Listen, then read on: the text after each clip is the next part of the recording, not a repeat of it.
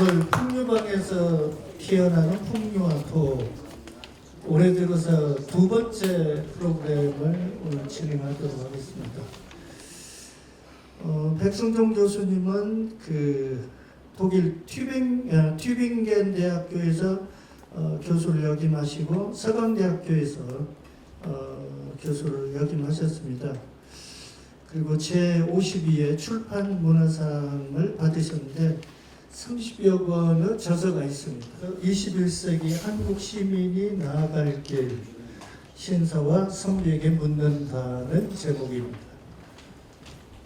이렇게 세 가지 말씀을 먼저 드리고 강의를 할까 합니다. 첫째로는 참 감회가 무궁하다 하는 말씀입니다. 그게 무슨 말씀이냐면 사실 저는 이 교일내 고연내를 매우 사랑합니다. 고연내는 제 고향 아닌 고향입니다. 아까 우리 이용재 부원장님께서 너무 과분하게 소개를 하신 건 맞아요. 그 과분합니다. 하지만 사실 그 고연내를 공부하는 것이 여러분은 고연내에 사시지만 많은 여러분은 저는 이제 고연내를 공부를 했죠. 산 건 아니지만 공부를 하려고 많이 찾아왔고 그래서 어느덧 고연내에 사신 분들은 모르지만 제 마음속에는 고연내가 엄청나게 큰 비중을 차지하고 있기 때문에 다시 이 자리에 서서 여러분들과 함께 옛날 이야기를 나누게 된 것이 굉장히 감개무량하고 큰 영광이다 하는 생각이 하나 듭니다. 그 다음에 이제 두 번째로 드리고 싶은 말씀은 우리 감독님께서 조금 전에 설명하셨고 그 이전에 이 부원장님도 말씀이 계셨지만은 그렇습니다. 그러니까 유교라고 하는 것은 한마디로 예악이잖아요. 이거를 인과 의를 공부하는 학이라 해서 인의지학이라고도 하지만 이것은 예악, 예와 악으로서 즉 예절과 음악으로서 사람을 분자로 만드는 그런 공부란 말이죠. 그런데 이제 우리가 오늘 이 모임을 바로 그 훌륭한 음악으로 여니까 마음이 매우 황홀하다 하는 생각이 이제 두 번째로 듭니다. 그리고 세 번째로 제가 드리고 싶은 말씀은 옛날 추억이 많이 떠오르는 거예요. 이 자리에 이렇게 서고 보니까. 그래서 어떤 추억이 있냐면은 혹시 여러분들 시산 김환재 선생님을 기억하시나요? 기억하시는 분도 많이 계실 것 같은데 제가 이 고연내를 연구할 적에 시산 선생님으로부터 많은 도움을 받았습니다. 제일 큰 도움은 시산 선생님이 많은 자료를 저한테 제공하신 거예요. 그래서 그 자료를 다 복사해가지고 독일까지 가져갔는데 복사지의 분량이 무게가 얼마였냐면 150kg이었어요. 여러분 한번 생각해 보십시오. 150kg의 종이에 쓰인 한문으로 된 내용들 그 양이 얼마나 많았겠습니까? 그래서 제가 그걸 한편으로는 읽기가 매우 괴로운 점도 있었고 다른 한편으로는 새록새록 많은 것을 느껴가면서 썼습니다. 근데 이제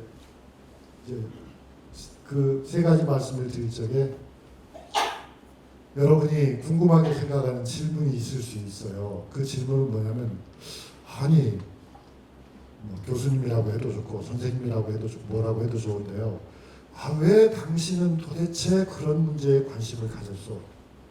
우리가 21세기에 지금 이제 21세기죠. 21세기에 살고 있는데 그 캐캐묵은 이야기를 왜 그렇게 관심을 가진 거예요? 당신은 정말 그렇게도 할 일이 없는 사람이요? 그런 말을 하실 것 같아요. 맞아요. 제가 할 일이 없는 사람이긴 하죠. 근데 이제 저는 이렇게 생각합니다, 여러분.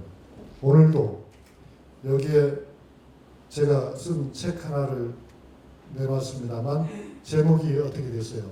신사와 성비.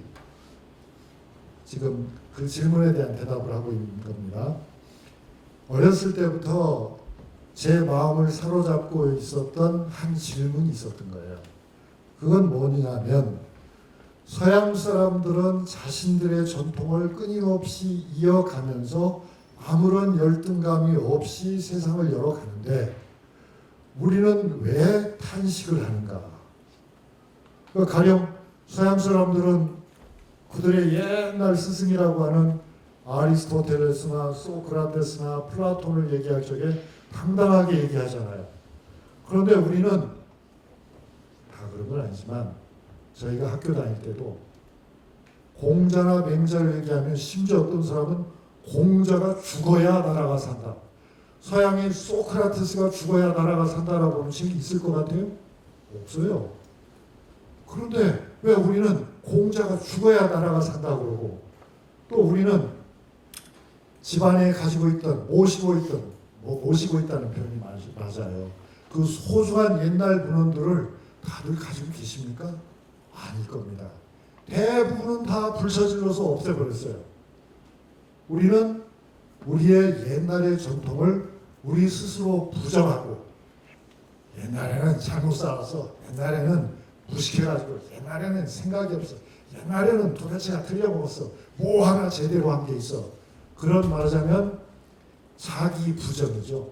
자기 부정. 우리 스스로 살아온 길을 부정하고 왜곡하고 무시하고 잊어버리려고 하고 그걸 떠나야 산다고 이야기를 한 거 아닙니까? 그래서 제 질문은 그거였던 거예요.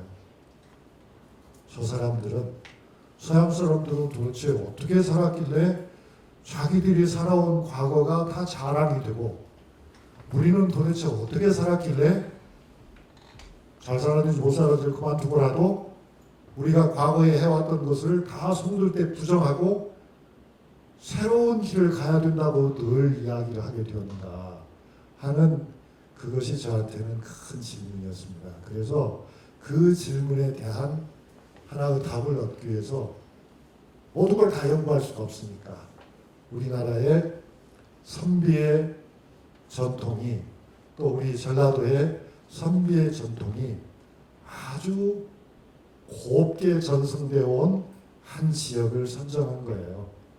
그게 바로 고현내였던 거죠. 그래서 이제 오늘 제가 드리는 말씀도 바로 그런 저의 문제의식, 어쩌면 저만의 문제의식이 아니라 우리가 공유하는 우리 모두의 문제의식에 관계되는 걸 거예요. 제가 지금 시계를 보니까 6시 36분이거든요. 그래서 제가 제 말씀은 7시 10분까지만 하려고 합니다. 7시 10분까지면 몇 분인가요? 한 30분이죠. 30분만 말씀을 드리고 그리고 한 20분 정도는 여러분들이 질문하시거나 의견을 주시면은 거기에 관해서 제가 제 생각을 말씀드리는 시간을 갖겠습니다. 아까 우리 이용재 부원장님께서 무성좋은 부원장님께서 잘 말씀하신 것처럼 옛날 선비들도 그냥 일방적으로 얘기를 한 것이 아니라 주고 받은 거잖아요. 그래서 여러분이 잘 아시다시피 그 유명한 문답이 있지 않습니까? 퇴계 이황과 고봉 기대승 사이에 수백 리를 서로 사이에 두고 그 많은 편지를 주고받아서 철학적인 논쟁이자 문답이죠. 그런 것들이 우리 문화의 사실은 정수죠. 많은 사람들은 유교, 옛날 우리 할아버지들이 하던 공부를 그건 너무 권위적이야, 그건 너무 보수적이야, 그건 너무해 라고 하지만 그렇게 말하는 우리들이 사실 우리 할아버지들이 정말 어떤 식으로 살았는지나 알고서 하는 이야기일까요? 아닐 거라고 생각합니다. 또 오늘 아주 뜻깊은 행사를 하셨는데 상춘상이니까 뭐겠습니까? 상춘곡을 떠올리면서 상춘문학상을 정한 거 아니겠습니까? 그 상춘곡의 주인공이 누구십니까? 불원 정 선생님이시잖아요. 그 불원 정 선생님이 계셔서 무성서원이 있는 것이고 불원 정 선생님은 15세기 말 성종 때에 우리 조선 전체에서 손꼽히는 세 사람의 학자 가운데 한 분이었어요. 그러니까 15세기 말로 거슬러 올라가 보면 우리 고현내, 우리 태인, 우리 정업은 뭐였다? 조선 전체에서, 이 나라 전체에서 최고의 문화적 선진 지역이었던 것입니다. 그러한 문화적 선진 지역에서 그 정 선생님이 가장 진가를 보이신 건 뭐였어요? 학문도 학문이지만은 그분은 매우 탁월한 시인이셨다. 여기 우리 안성덕 시인도 계시지만은 아주 탁월한 시인이셨다. 그 시는 매우 우리의 흥을 돋우는 그런 것이었잖아요. 그래서 이제 오늘의 모임에서도 아마 음악도 하고 또 제 부족한 강의도 있고 질의응답도 있고 나중에 또 누군가 나오셔서 여기 춤을 한번 추실지도 모르죠. 혹시 우리 이용재 원장님이 춤도 잘 추시는 거 아니에요? 좋아요. 그러면 이제 다음으로 넘기고 제가 너무 오래 붙들고 있어서 얘가 렉이 걸린 것 같아요. 도와주시면 넘길 수 있는데 이제부터는 빨리빨리 넘기도록 하겠습니다. 예, 넘어갔어요. 그래서 이제 맨 먼저 제가 이야기는 2부로 구성이 되어 있는데 제 1부 이야기는 서양 사람들이죠. 서양 사람들이 신사의 전통을 어떻게 바꿔갔는가 하는 이야기를 짧게 드리고요. 그 다음에 그들이 그런 말하자면 근대로의 전환이죠. 근대로의 전환을 했을 적에 우리에게는 우리 사회에는 그럼 무슨 일이 일어나고 있었던가 하는 것을 잠깐 보시고요. 세 번째 우리가 그 이야기를 들으면서 함께 생각하고 싶은 것은 그럼 21세기에 우리는 어떻게 살아야지 하는 그 질문을 우리 스스로에게 던져서 그냥 나중에 서로 주고받았으면 좋겠습니다. 의견을.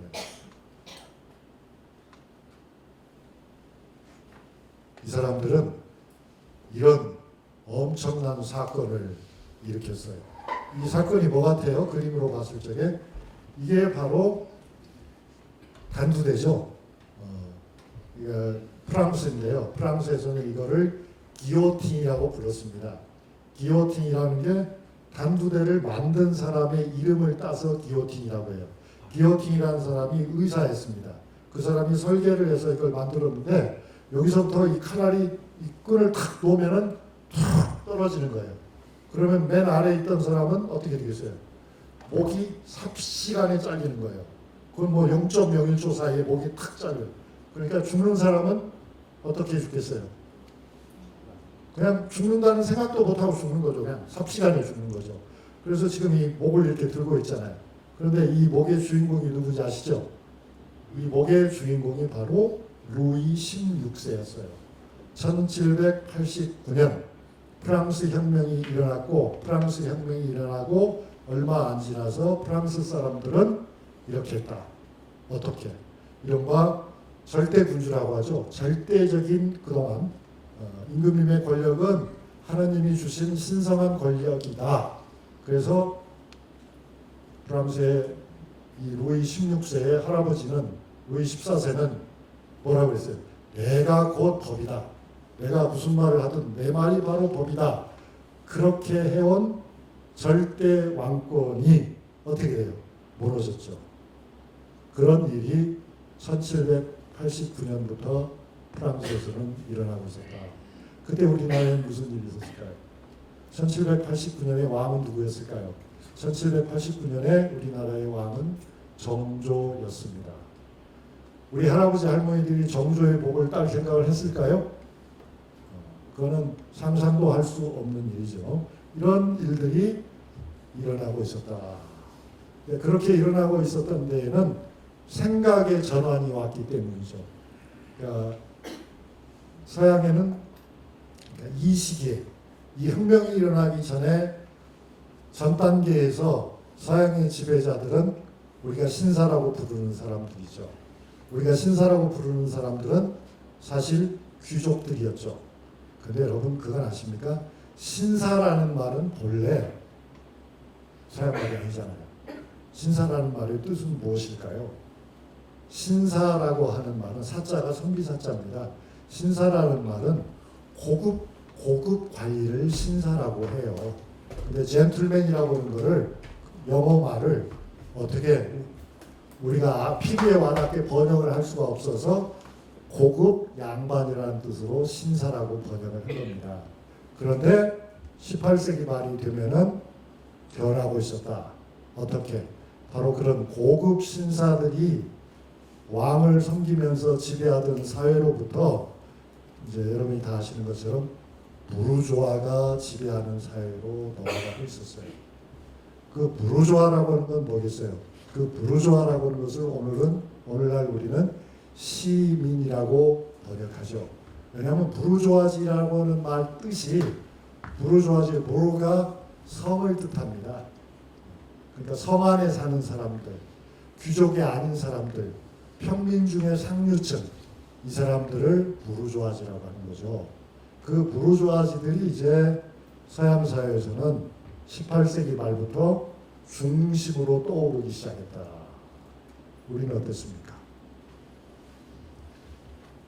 이제 보시면 그 부르주아지에 해당하는 사람들과 그 위에 있었던 귀족들은 자 여러분 제가 얼굴을 딱 보니까 아까 우리 감독님도 말씀하셨는데 여러분들은 딱 보니까 굉장한 양반집 후손인 것 같아요. 양반인 것 같아요. 다. 상명 여기 한 분도 안 계신 것 같아요. 고현대가 본래 그런 곳이기도 하지만 근데 여러분 서양에는요 말하자면 서양 양반, 서양 귀족이라고 하는 거는 진짜 귀족이었어요. 무슨 뜻이냐면 진짜 귀했어요. 얼마나 귀했나 보세요. 여기 보시면 서양에서는 이른바 1신분, 2신분, 3신분으로 나뉘어져 있는데 제일 높은 신분이 뭐예요? 제일 높은 신분이 성직자예요. 가톨릭 성직자. 그러니까 제일 높은 성직자 계급하고 이른바 귀족 계급을 합쳐서 여기 표에 뭐라고 돼 있어요? 전 인구의 2%. 100집이 있으면 100집 가운데 2집만이 서양에서는 지배층이었어요. 그리고 나머지 98집은 말하자면 평민이었어요. 자 그러면 여기는 어땠어요? 우리는 이게 지금 정조 때거든요. 정조 때의 우리는 지역에 따라서 차이는 있지만 아무리 양반이 적어도 30%는 양반이었어요. 그리고 양반이 많은 데는 50% 정도가 양반이었어요. 그러니까 우리의 양반과 서양의 귀족은 같은 듯 하면서도 사실은 엄청나게 다른 거예요. 그죠? 네, 아무튼 이 제3신분 속에서 최고 상류층에 해당하는 사람들이 부르주아예요. 그러니까 두 가지 얘기를 동시에 드리는데 한편으로는 서양 사회가 왕의 목을 자를 만큼 바뀌었다. 엄청난 변화가 일어났다. 해서 굉장히 우리가 부러워하잖아요. 굉장히 부러워하지만 그때 새로운 지배자로 떠오른 부르주아지라고 하는 사람들도 위계상으로 보면 상위 몇 퍼센트 사람이었게 없어요. 상위 그러니까 3%나 4%에 해당하는 사람들이 권력을 준 걸 가지고 서양 사람들은 굉장한 변화가 일어났다고 떠드는 거예요. 그런데 우리는 양반이 몇 퍼센트였어요? 이 시기에 적어도 30%였다. 그러니까 우리에게 정치라고 하는 것은 모든 양반들이 다 잠재적인 정치가들이죠. 우리의 잠재적인 정치가는 전체 인구의 30%나 됐어요. 그런데 서양은 어땠어요? 아무리 잘 따져봤자 잠재적인 정치가라고 하는 것이 상위 5%도 될까 말까 했어요. 자 그러면 사실 정치 참여를 프랑스 혁명 이후에도 서양 사람이 더 많이 한 겁니까? 우리 조선 사람이 더 많이 한 겁니까, 여러분? 우리 조선 사람들이 훨씬 많이 한 겁니다.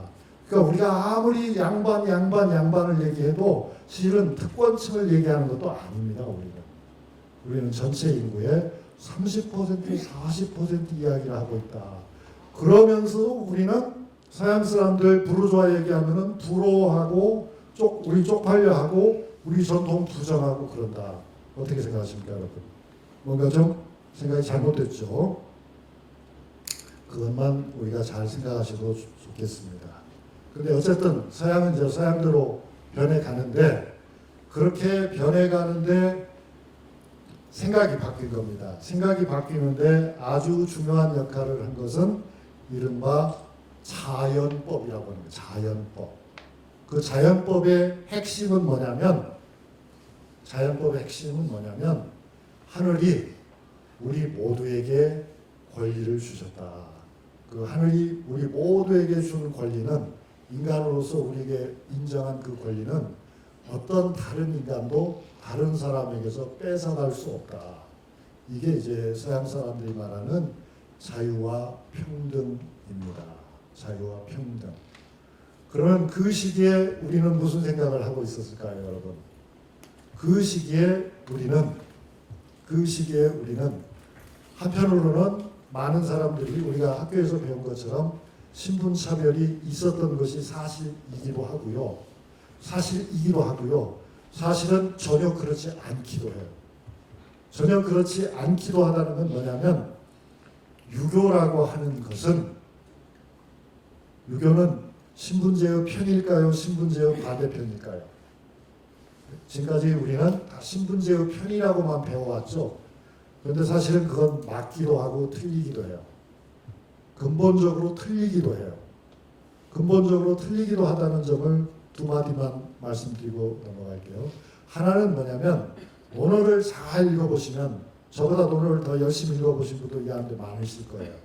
그러면 공자의 제자 중에 중궁이라고 하는 사람이 나옵니다. 논어 속에. 그런데 그 중궁이라고 하는 사람을 공자가 뭐라고 하냐면은 얼룩소라고 합니다. 얼룩소라는 거는 소 중에서는 좋은 소일까요? 아니면 별로 쳐주지 않는 소일까요? 별로 쳐주지 않는 소죠. 왜냐하면 좋은 소는 색깔이 단색이고 그것도 황색의 소를 으뜸으로 찾는 거죠. 얼룩소라는 건 말하자면 잡종이라는 거죠. 말하자면 순혈이 아니라는 거죠. 즉 집안이 나쁘다는 뜻입니다. 중국은. 그런데 중궁에 대해서 공자가 뭐라고 말씀하시냐면은 중궁은 내 제자 중궁은 남면할 만하다라고 해요. 남면한다는 말은 무슨 뜻이에요? 남쪽을 보고 앉는다. 남쪽을 보고 앉는 건 누가 앉아요? 왕이죠. 그러니까 공자가 어마어마한 발언을 한 거예요. 내 제자 중궁은 신분이 아주 형편없지만 이 사람으로 말하자면 왕을 삼아도 된다. 그러면서 세상이 만약에 중궁을 제대로 대접을 해주지 않는다 하더라도 천지신명은 중궁을 인정할 거라는 발언을 해요. 그런 걸 보면 공자라고 하는 분은 신분제의 메인 사람처럼 보이지만 사실은 그 정반대라는 걸 알 수 있어요. 그래서 그것이 바로 조선의 양반이 많은 이유와도 관계가 있습니다. 유교는 기본적으로 논어의 첫 줄이 무엇입니까? 하기시습지 불역묘로거든요. 군자가 된다고 하는 것은 고관의 아들로 태어나야 군자가 되는 것이 아닙니다. 그럼 무엇입니까? 학습과 수련에 의해서 군자의 길을 누구나 제로의 상태에서 출발하는 것입니다. 대군이라고 해서 군자가 쉽게 될 수 있고 평민의 아들이라고 해서 군자가 될 수 없는 것이 아닙니다. 그래서 실은 이게 참 이야기를 하면 자세히 얘기를 하면 굉장히 복잡하고 긴 얘기입니다만은 우리 무성서원이 있었잖아요. 우리 태인의 향교가 있었잖아요. 거기에는 학생 기숙사가 있었습니다. 그 학생 기숙사는 동제와 서제로 나뉩니다. 동제와 서제가 다릅니다. 동쪽에 있는 기숙사를 동제라고 하고 서쪽에 있는 기숙사를 서제라고 합니다. 동제에는 누가 들어가고 서제에는 누가 들어가요? 동제에는 여러분의 조상님들, 진짜 오리지널 양반의 자제로서 공부를 잘한 사람은 동제에 들어갑니다. 그럼 서제에는 누가 들어갑니까? 서제에는 평민의 자식으로서 쓸만한 사람들을 서제에 기숙하게 했습니다. 자, 그럼 여러분, 조선은 어떤 사회입니까? 신분제 사회여가지고 양반이 아니면은 아무도 기회가 없었습니까? 그렇지 않습니다. 절대로 그렇지 않습니다. 평민들도 기회가 있습니다. 그렇지만 교수님 노비는 기회가 없잖아요. 그렇게 말씀하실 수도 있지만 꼭 그렇지도 않아요. 여러분 반기문이라고는 분을 아시나요? 그 반기문이 광주 반씨인데 광주 반시의 중시조가 누군지 아십니까? 광주 반시의 중시조가 반석평이라는 사람입니다. 반석평이라는 사람은 중종 때 인물인데 예조 판서를 지냈습니다. 그런데 역사에 나와 있습니다. 반석평이라는 사람은 본래 반시도 아닙니다. 본래 반시도 아니고 그 사람은 종이었습니다. 그 사람은 종이었지만은 아주 똑똑한 사람이었습니다. 그래서 반시 집안에서 입양을 했습니다. 입양을 해서 조선이 다 그걸 알고 있지만 그 사람은 대과에 급제했고 그분은 이제 그 사람이 아니라 그분이죠. 쉽게 올라갈 수 없는 쉽게가 뭡니까? 예조판서는 아주 끝내주는 벼슬이에요. 예조판서를 하셨다. 그리고 그 자손이 대대로 양반으로서 사대부로서의 지위를 누렸다. 양반은 조상이 양반이라서 양반이기도 하지만 조상이 아무리 양반이라 하더라도 학문을 닦지 않으면 사람들이 양반 대접을 하지 않았습니다. 반면에 훌륭한 조상이 없다 하더라도 공부를 해서 문과에 급제하고 생원이나 진사가 되면 다 양반으로 대접을 해준 겁니다. 그러니까 여러분들이 학교에서 배운 지식이 맞기도 하지만은 완전히 틀리기도 하다. 제가 지금 무슨 말씀을 드리고 있는가요? 우리는 서양이라면 무조건 부러워하고 서양 사람들이 혁명을 일으킨 건 대단한 혁명으로 생각하지만 사실은 이미 조선은 어땠다? 그 이상이었다. 그 이상이었다. 서양 사람들 아무리 해봤자 10%도 안 되는 사람들이 정치를 논의하고 2%, 3%를 벗어난 걸 가지고 혁명이라고 말하지만 우리에게는 이미 그것은 수백 년 전에도 테마가 아니었다. 그런데 여러분, 그럼 우리 잘났다는 얘기를 지금 하려고 지금 이 얘기를 하고 있는 건가요? 그렇기도 하고 아니기도 합니다. 그럼 도대체 왜 저 사람들은 그렇게 신사의 전통이 시민의 전통으로 확대가 됐는데 그리고 시민의 폭이 시간이 갈수록 늘어났는데 우리는 그 선비의 전통마저도 불이 꺼져 버렸을까요? 그게 이제 어쩌면 더 중요한 질문일 것 같아요. 저 사람들은 불을 지폈는데 우리는 왜 있던 불도 불씨를 끌려고 한 걸까요? 문제가 어디에 있었던 건가요? 하는 그런 질문 앞에 우리가 있습니다. 제가 너무 시계를 자주 보나요? 아무튼 여러 할 말이 있는데 자세히 얘기하면 이제 한이 없고요.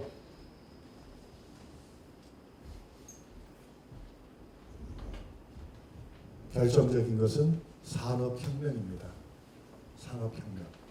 산업혁명은 18세기 후반에 본격화됩니다. 1770년대 우리나라로 치면 정조 때예요. 정조 때에 산업혁명이 본격화가 돼가지고 그 불길이 막 타오르면서 이제 그들은 엄청난 생산력을 갖게 돼요. 엄청난 생산력을 갖게 되니까 인재가 많이 필요해지는 거예요. 왜냐하면 자기네만 먹고 사는 게 아니고 우리 조선은 정조 시대에 열심히 농사를 지었지만 열심히 수공업도 했지만 열심히 상업도 했지만 대체적으로는 어때요? 그냥 우리가 만들어서 우리가 먹는 것으로 대부분 좋겠잖아요. 물론 그때도 우리도 수출도 하고 수입도 했지만 그러나 당시 GDP 속에서 그런 수출이나 수입이 차지하는 비중은 무시해도 좋을 정도였죠.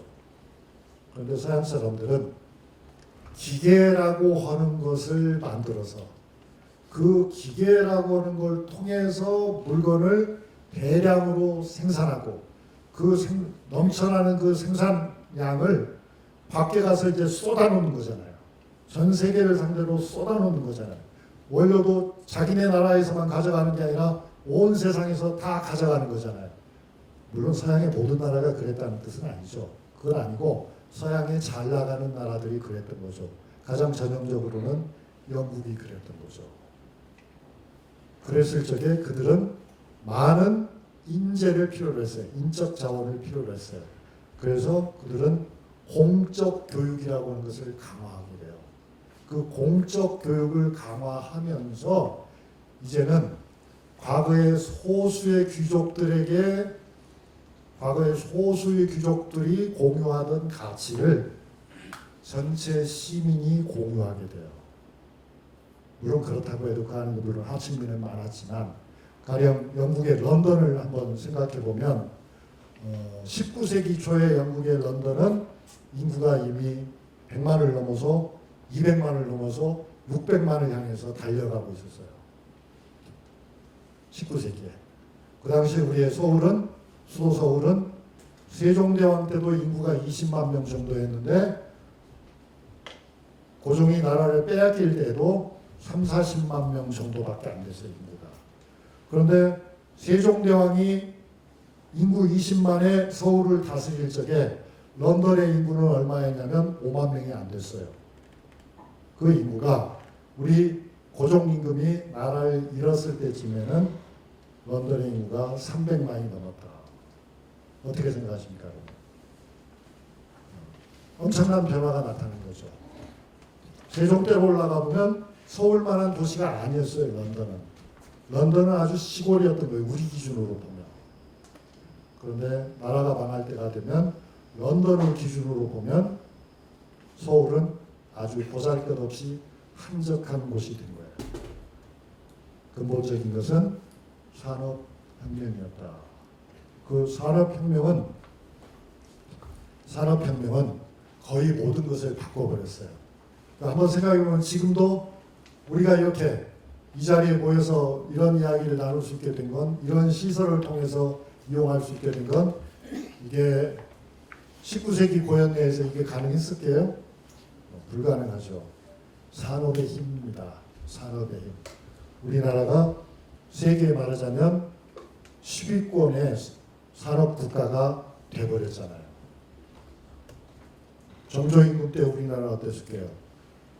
정조임금이 실학자들의 이야기를 많이 듣고 읽은 다음에 실학자들의 의견 중에서 제일 중요한 의견이 뭐라고 생각하세요, 여러분? 여러 가지가 있지만 아마 제일 인상적인 거는 농지개혁이겠어요. 농지개혁. 농민들에게 땅을 줘라. 그래서 뭐 균전법이냐 정전법이냐 한전법이냐 뭐 여러 형태. 그 제가 정조임금에 관한 기록을 보니까 그때가 이제 산업혁명이 시작될 때인데 영국에서는 정조가 물어봐요. 아주 똑똑한 신하들에게. 다들 우리나라에서 생각이 있는 사람들은 농민들에게 직접 땅을 줘야 한다고 하는데 우리나라 인구가 얼마나 되느냐 그렇게 물어보고, 두 번째로는 우리나라의 땅은 그럼 얼마나 되느냐라고 물어보고, 세 번째로는 그런 집집마다 땅을 내 힘이 부족해서 나눠줄 수도 없지만 만약에 나눠준다 그러면 각각의 집들은 어떤 살림살이를 하게 되느냐라고 질문을 해요. 답이 뭐였겠어요, 여러분? 답이 뭐였냐면, 설사 임금님이 전국의 땅을 다 회수를 해가지고 집집마다 똑같이 나눠준다고 하게 되면은 집집마다 받을 수 있는 땅이 3,000평도 안 됩니다. 그러니까 정조가 물어봐요. 그러면 3,000평도 안 되는 그 농사를 짓고 식구가 온전하게 살 수가 있느냐라고 해요. 답이 뭐였겠어요? 그거는 안 됩니다라고 해요. 그러니까 정조가 그럼 지금까지 이 얘기는 왜 했느냐? 그건 뭐냐면 제가 지금 여기서 누구를 비난하는 게 아니고요. 우리가 역사 시간에 그렇게 자랑스럽게 배워온 실학자들이, 정약용을 포함해서 실학자들이 실은 뭐였다는 거예요? 정조가 보기에는 뭐였던 거예요? 탁상 공론만 한 거예요. 실제로 땅을 나눠주면 백성들이 살 정도의 땅이라도 우리가 가지고 있는지를 검토도 안 하고 무조건 주장만 한 거예요. 무책임하게. 그런 점에서는 정조가 매우 훌륭한 왕이었다고 볼 수 있어요. 하지만 그러나 그 정조는 지금 산업혁명을 얘기하는 거예요. 영국이나 프랑스나 기타 등등 유럽에 잘 나가는 나라의 왕들에 비하면 많이 부족한 왕이었어요.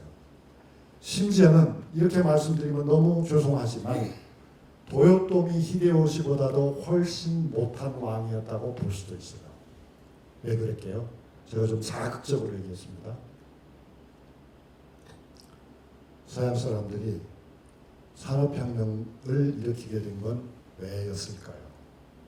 왜 저는 도요토미 히데요시를 정조보다도 우리가 그렇게 자랑스럽게 생각하는 조선 후기의 르네상스 군주라고 하는 정조보다도 더 나은 점이 있다고 말을 할까요?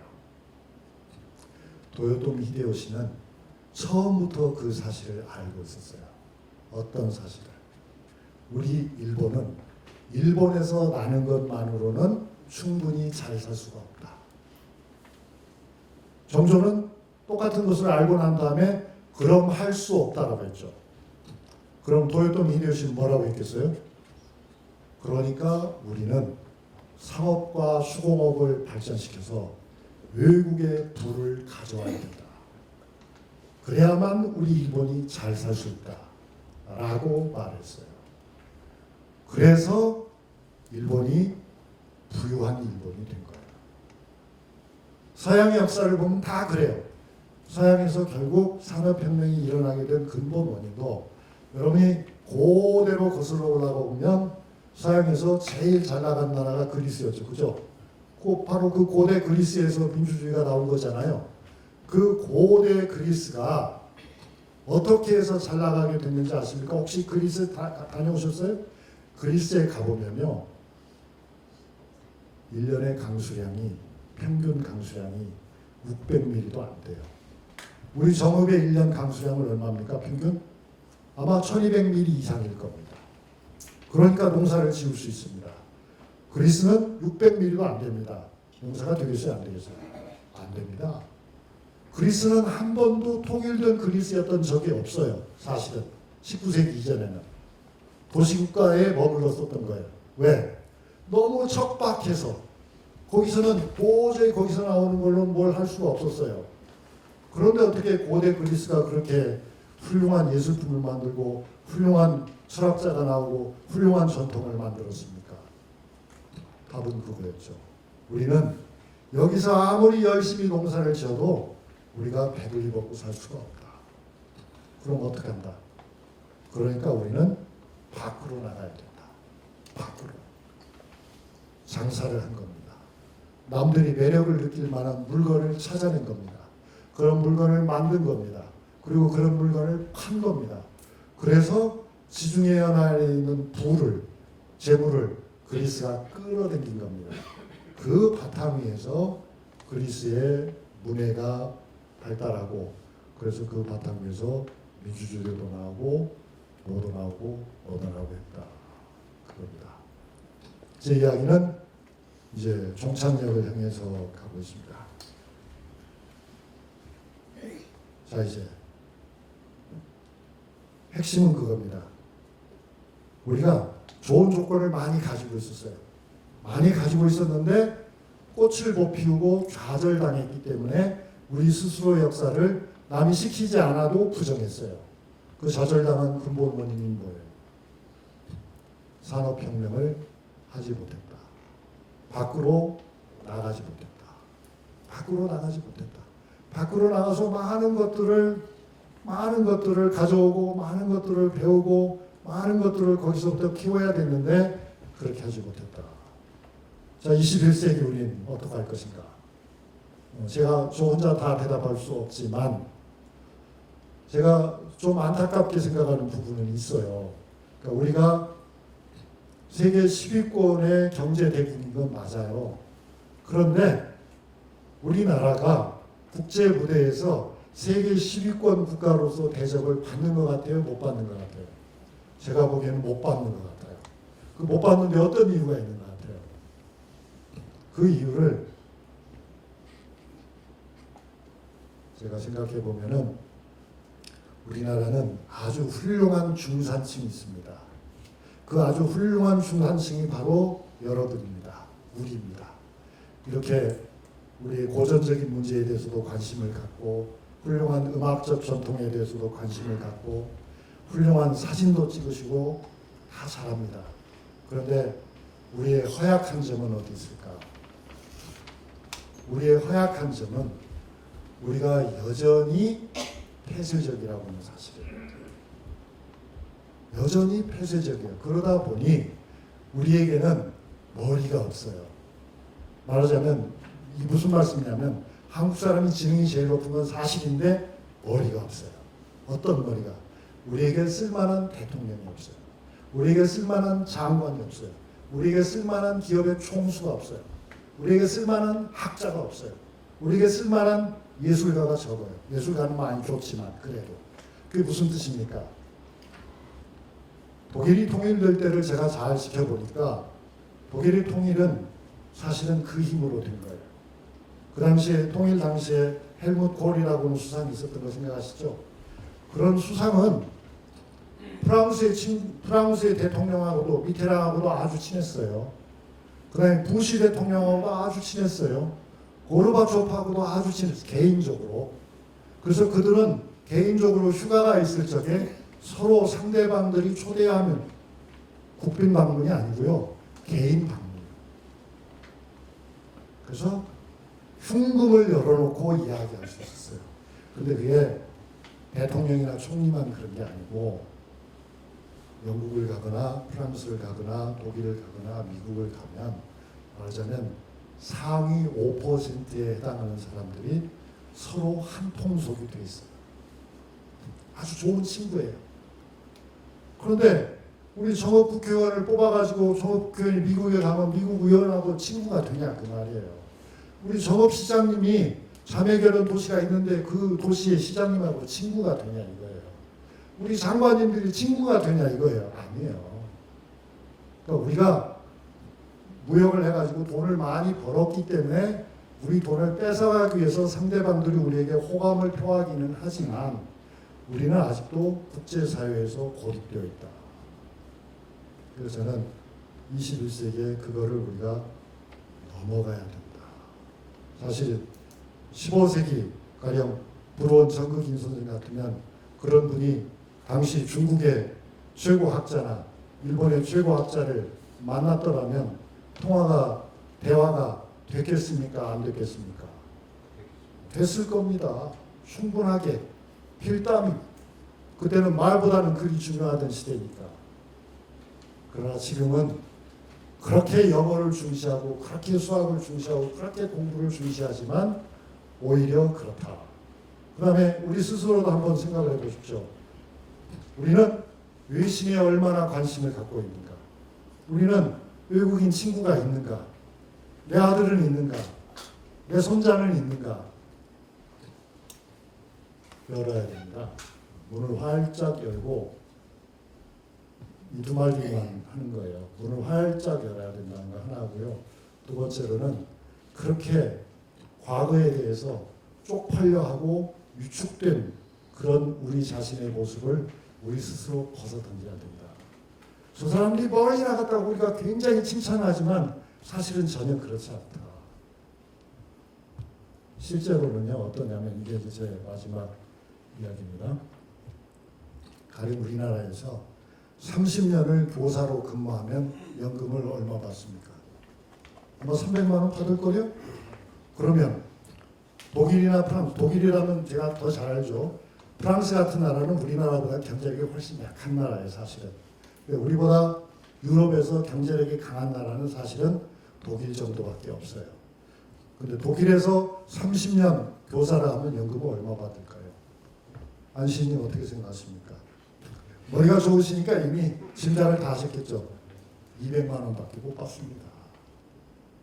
200만 원밖에.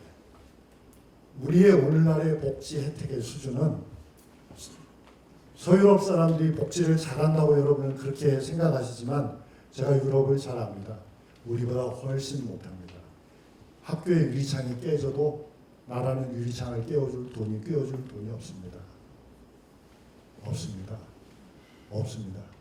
우리는 학기마다 새 교과서를 학생들에게 나눠줍니다. 영국이나 프랑스나 독일이나 미국은 더 말할 필요도 없고요.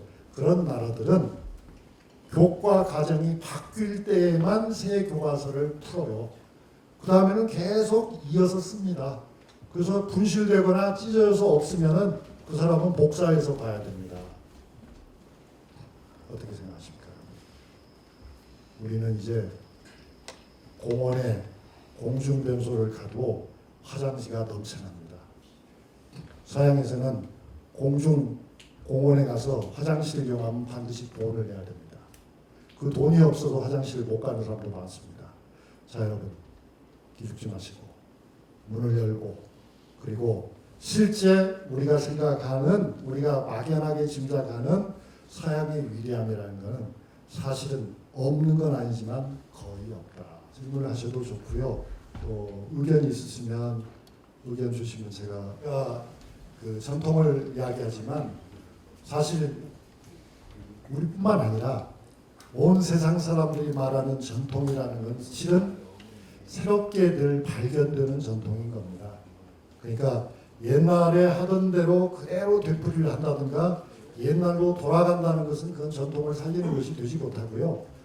전통을 살린다고 하는 것은 전통의 부정적인 면을 제거하고 그 전통이 가지고 있는 긍정적인 면을 키워나가는 것을 우리가 계승이라고 하는 거죠. 그런데 여러분, 이제 지금 우리 선생님께서 말씀하신 것처럼 지금 우리는 함의가 그래요. 인공지능이라고 하는 게 굉장히 중요한 주제가 되어 있거든요. 그럼 여러분, 제가 한번 질문 한번 드릴까요? 우리가 일상생활을 하다가 막 이렇게 귀찮고 부당한 걸 만나면은 많은 시민들이 이렇게 말합니다. 아, 이런 거는 좀 차라리 인공지능한테 맡겨서 판단을 하게 하면 정확하고 공정할 거다. 그렇게 얘기합니다. 여러분, 그렇게 생각하십니까? 그래요. 벌써 앞에서 아니요라고 하는 분이 나왔는데요. 제 말의 핵심은 뭐냐면 아무리 과학이 발달해도 제일 중요한 건 뭐다? 제일 중요한 거는 인간의 가치다. 인간의 생각이다 하는 거예요. 이번에 2020년부터 코로나로 한 3년 세상이 막 아주 시끌벅적했잖아요. 어려웠죠. 그때 영국의 잘 나가는 훌륭한 대학교에서는 입학 사정을 인공지능한테 시켰습니다. 왜냐하면 직접 연대를 못하니까. 결과는 폐기했습니다. 왜 폐기했을까요? 이 인공지능은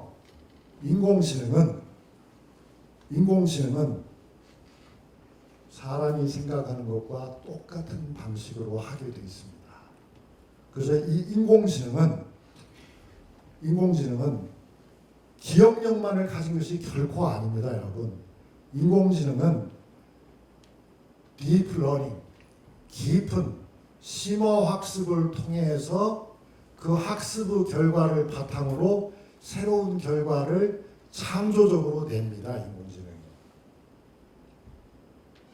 간단히 말씀드려서 입학사정관으로 기용된 인공지능은 그동안의 입학을 어떻게 결정했는지의 서류를 삽시간에 수백만 건을 학습을 한 겁니다. 그리고 그 토대 위에서 판단을 한 겁니다. 그러면 공정하게 판단이 될 것 같죠, 여러분? 아닙니다. 왜냐하면 입학사정관, 고려대학에, 서울대학에, 연세대학에, 서강대학의 입학사정관이 과연 공정하게 평가를 할까요? 공정하게 하는 척 하면서 팔이 굽습니다. 어느 쪽으로 굽을까요? 되도록이면 서울에, 되도록이면 의고 출신, 되도록이면 영수 잘하내고 뽑습니다. 그리고 그걸 아닌 것처럼 포장을 하죠. 이 인공지능대로 학습을 시키니까 뽑으라고 했더니 다 그런 놈만 다 뽑아버렸어요. 저놈 다 떨어뜨리고 부모 직업 안 좋은 놈 다 떨어뜨리고, 그래서 학교가 낯이 뜨거워가지고 다시 했습니다. 사람이 하면 적당히 분장을 할 수가 있는데 인공지능한테 시키니까 완전히 폭로가 되버렸어요.